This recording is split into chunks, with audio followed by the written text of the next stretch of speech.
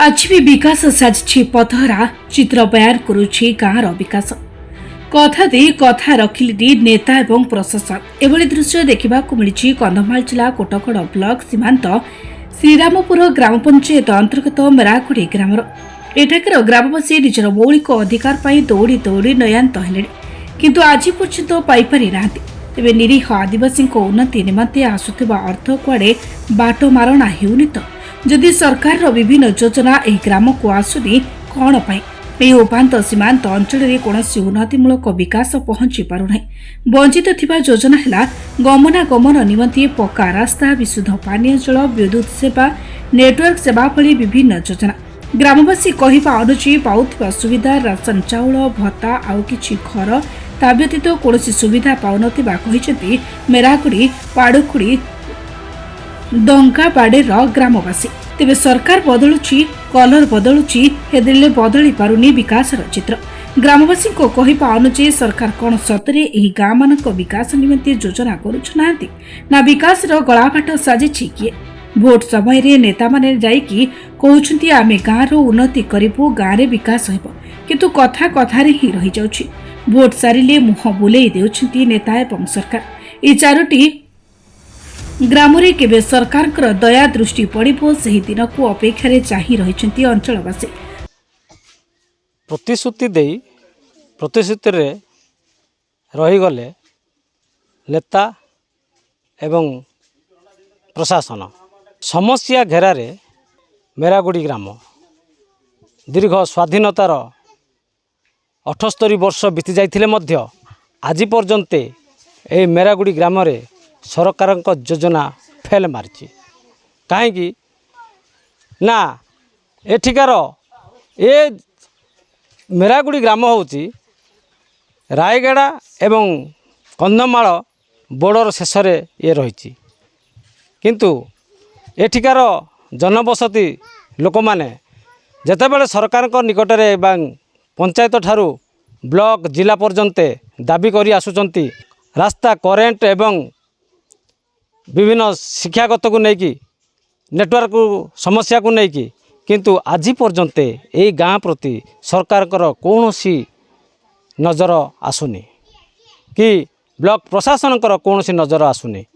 तेबे यही लोक माने जतेबेले वर्षा दिन जतेबेले माने किसी मेडिकल प्रॉब्लम माँ मान को जदि डेलीवरी पेसेंट कि कौन सी सीरियस पेसेंट हेले से जतेबेले नहीं कि जाते मेडिकल को से समय पहाड़ 2-3टा पहाड़ डेईकी से माने खटिया बोहीकी नहीं जाती।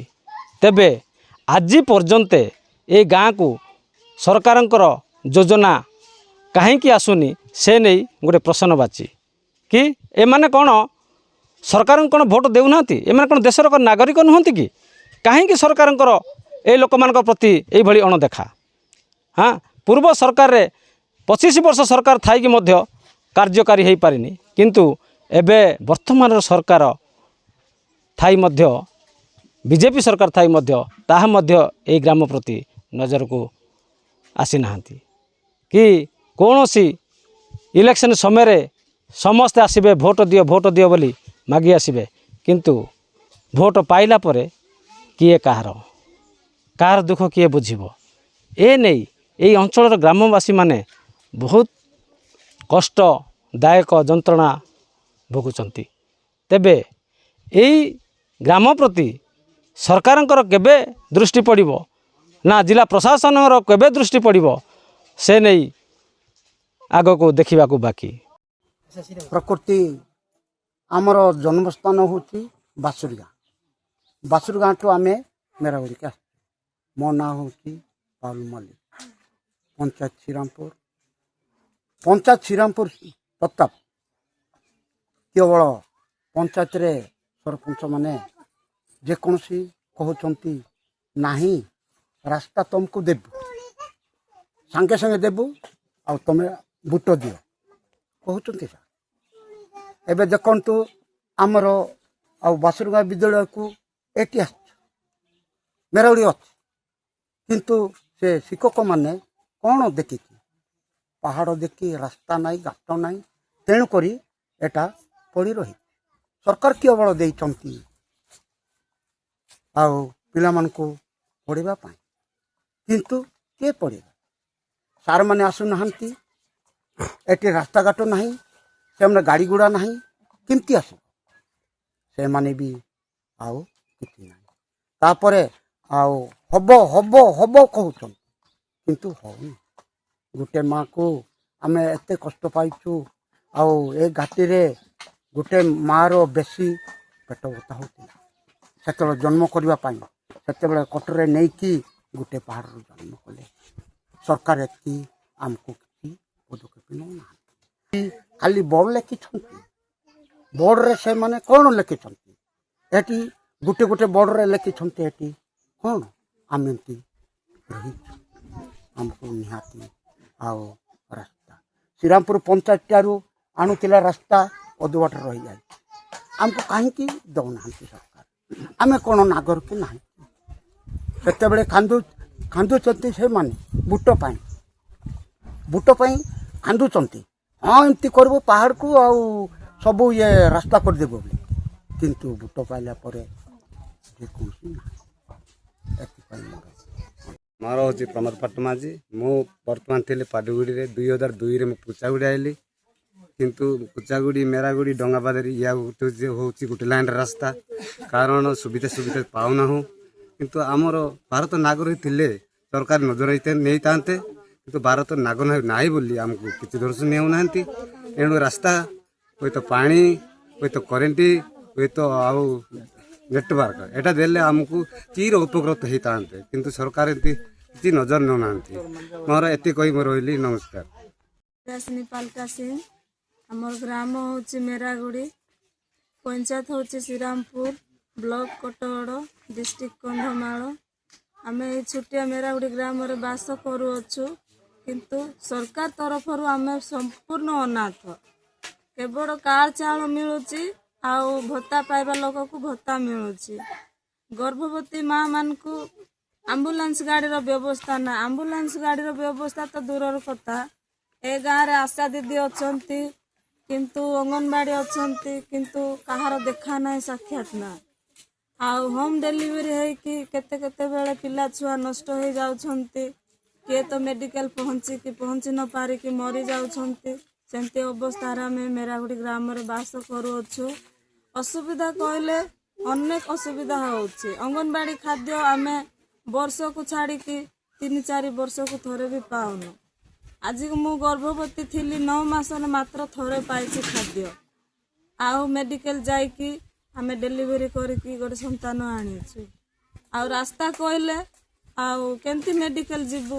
ଆମ୍ବୁଲାନ୍ସ ଗାଡ଼ିର ବ୍ୟବସ୍ଥା ନାହିଁ, କିଛି ନାହିଁ। ମେଡ଼ିକାଲ ଯାଇଥାନ୍ତୁ, ଆମକୁ ଲୋକ ସହଯୋଗ କରିବା ଲୋକ ନାହାନ୍ତି। ଆଉ କରେଣ୍ଟ ବ୍ୟବସ୍ଥା ନାହିଁ, ପାଣି ପିଇବା ବ୍ୟବସ୍ଥା ନାହିଁ। ଅନେକ ଅସୁବିଧାରେ ଆମେ ବଞ୍ଚିତ ଅଛୁ। ସରକାର ତରଫରୁ ଆମକୁ ଟିକେ ସାହାଯ୍ୟ କଲେ ଆପଣଙ୍କ ଠାରେ ଚିର ଉପକୃତ ଆମେ ହେଇଥାନ୍ତୁ। ମୋର ନାମ ଗାବିନ ପଟ୍ଟମାଝୀ। ମୋର ଗାଁ ହେଉଛି ମେରାଗୁଡ଼ି। ଆଉ ଆମେ ମେରାଗୁଡ଼ି ଗ୍ରାମବାସୀ ବାସୁର ଗାଁରେ ଥିଲୁ। ସେଠି ଜାଗା ବାଡ଼ି କିଛି ନାହିଁ, ପତ୍ର ଜାଗା ଅଛି। ସେଠୁ ଆମେ 61-62 ସାଲରେ ଆମେ ମେରାଗୁଡ଼ିକୁ ଆସିଲୁ। ତାପରେ ସେଠି ରହିକି ଆମେ ଅଛୁ, କିନ୍ତୁ ସରକାରକୁ ଯେଉଁ ସରକାର ଆସିଲେ ମଧ୍ୟ ଆମେ ସେ ସରକାରଙ୍କୁ ଭୋଟ ଦେଇଥାଉ। କିନ୍ତୁ ଭୋଟ ପାଇଲା ପରେ ଆମକୁ କିଏ ମନେ ପକାଇବାକୁ ନାହିଁ।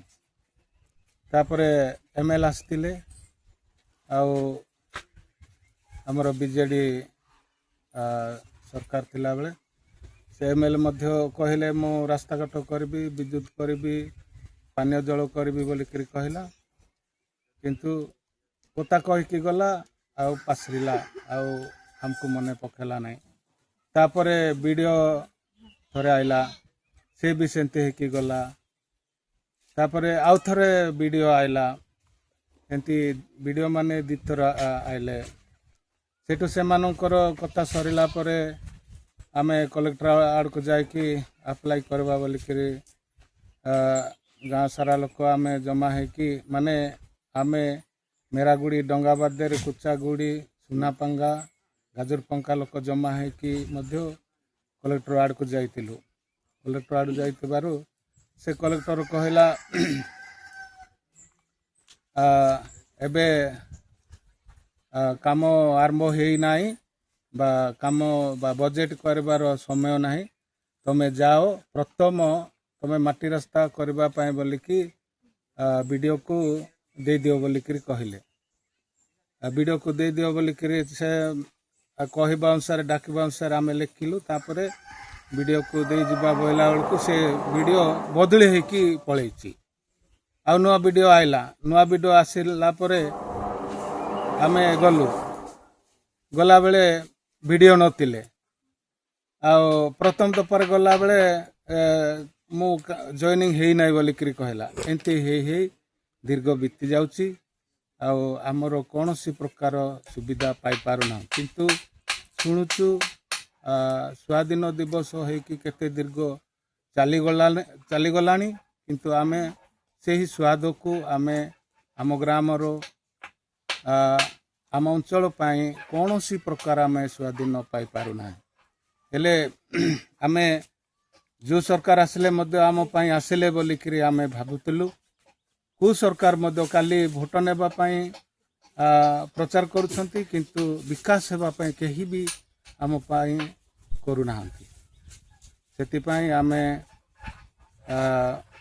ଏଇ 3-4ଟା ଗ୍ରାମବାସୀ ବହୁତ ଦୁଃଖରେ ରହିଥାଉ। ସେଥିପାଇଁ ମୋର ବିନୀତ ଅନୁରୋଧ ଯେ ସରକାର ଯଦି ଆମକୁ ଦୃଷ୍ଟି କରନ୍ତା, ଆମ ପାଇଁ ମନେ ପକାନ୍ତା, ତାହେଲେ ରାସ୍ତାଘାଟ ଦେଲେ, ବିଦ୍ୟୁତ ଦେଲେ, ପାନୀୟ ଜଳ ଦେଲେ ଆମେ ଚିର ଉପକୃତ ହେଇଥାନ୍ତୁ। ମୋ ନାଁ ହେମନ୍ତ ମଲ୍ଲିକ, ଗ୍ରାମ ମେରାଗୁଡ଼ି, ପଞ୍ଚାୟତ ଶ୍ରୀରାମପୁର, ବ୍ଲକ କଠଗଡ଼, ଡିଷ୍ଟ୍ରିକ୍ଟ କନ୍ଧମାଳ। ଆମେ ମେରାଗୁଡ଼ି ଅନ୍ତବାସୀ ସମସ୍ତେ ଆଉ ବହୁତ ଦୁଃଖିତ ଏଇ ସରକାରଙ୍କୁ। ଆଉ ପୂର୍ବ ସରକାର ମଧ୍ୟ ଥିଲେ, ସେମାନେ 25 ବର୍ଷ ଧରିକି ତାଙ୍କର ଶାସନ ରଖିଲେ। କିନ୍ତୁ ଯେଉଁ ଆମର ଏଇ ମେରାଗୁଡ଼ି ଗ୍ରାମରେ ପାଖାପାଖି 60 ବର୍ଷ ହେଲା ଏଠି ବାସ କରି କୌଣସି ପ୍ରକାର ସରକାର ଆମକୁ ନଜର ପକାଉନାହାନ୍ତି। ଆମେ ମାନେ ଫୁଲବାଣୀ ଗଲୁ କଲେକ୍ଟର ପାଖକୁ, ଆଉ ବ୍ଲକ ସ୍ତରକୁ ମଧ୍ୟ ବାର ଯେ ମାନେ ବିଡ଼ିଓକୁ ଆମେ ଲେଖିକିରି ଦେଉଛୁ। କୌଣସି ପ୍ରକାର କାରେଣ୍ଟ କିମ୍ବା ରାସ୍ତା ଆଉ ପାଣିର ସୁବିଧା ଏ ପ୍ରକାର ବହୁତ ମାନେ କୌଣସି ପ୍ରକାର ଆମେ ପାଇପାରିନୁ। ଆଉ ଅଙ୍ଗନବାଡ଼ି କର୍ମୀ ଅଛନ୍ତି, କିନ୍ତୁ ଅଙ୍ଗନବାଡ଼ିର ଗୃହ ନାହିଁ। ଆଉ ପିଲା ଅଛନ୍ତି, କିନ୍ତୁ ଅଙ୍ଗନବାଡ଼ି କ'ଣ ଜାଣିନାହାନ୍ତି। ଏ ପ୍ରକାର ପରିସ୍ଥିତିରେ ଆମେ ବହୁତ ବଞ୍ଚିତ ହେଇକି ରହିଛୁ। ଆଉ ଏ ସରକାରଙ୍କୁ ବର୍ତ୍ତମାନ ସରକାର କେବଳ କଲର ବଦଳେଇଲେ ଆଉ ମାନେ ଆମେ ଏ ପ୍ରକାର କରୁଛୁ ସେ ପ୍ରକାର କରୁଛୁ ବୋଲିକି ସବୁ ପ୍ରକାର ନ୍ୟୁଜ୍ ଆସିଛି, କିନ୍ତୁ ଆମ ମେରାଗୁଡ଼ି ଗ୍ରାମରେ କୌଣସି ପ୍ରକାର ଫ୍ୟାସିଲିଟି ଆଜି ପର୍ଯ୍ୟନ୍ତ ନାହିଁ। ଆଜିର ସରକାରରେ କୌଣସି ଆମ ମେରାଗୁଡ଼ିରେ ଗୋଟେ କୌଣସି ଆଉ ପାଇନୁ। ଯାହା ପୂର୍ବରେ ମାନେ ଆସିଥିଲା ଚାଉଳ ଖଣ୍ଡେ ପାଉଛୁ, ତା ଛଡ଼ା କୌଣସି ପ୍ରକାର ସରକାର ତରଫରୁ ଆମେ ପାଇପାରୁନୁ। ଆମେ ଭୋଟ ଦେଉଛୁ, ହେଲେ ଆମର ଭୋଟର ଅଧିକାର ନାହିଁ। ଆମେ କ'ଣ ଏ ଭାରତର ନାଗରିକ ନୁହଁ କି?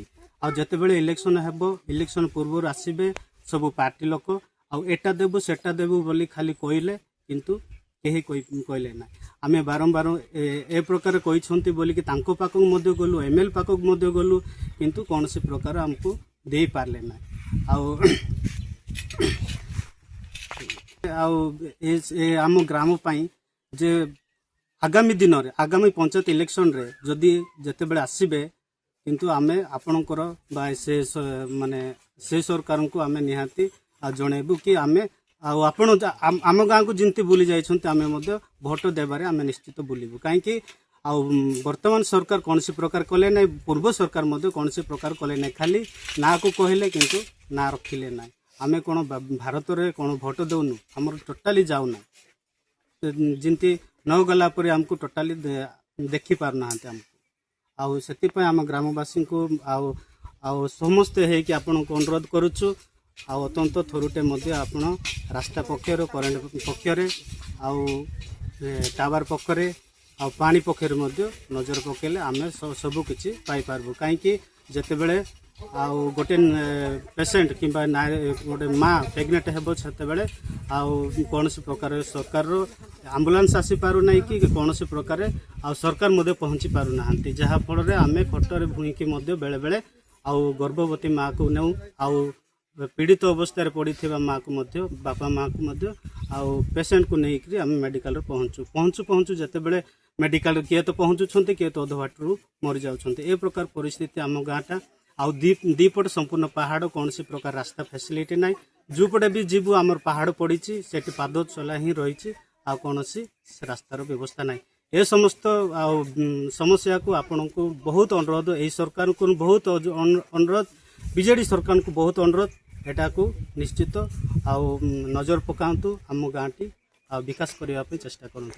କନ୍ଧମାଳରୁ ଭବାନୀ ଶଙ୍କର ଜେନାଙ୍କ ରିପୋର୍ଟ, ନିରପେକ୍ଷ।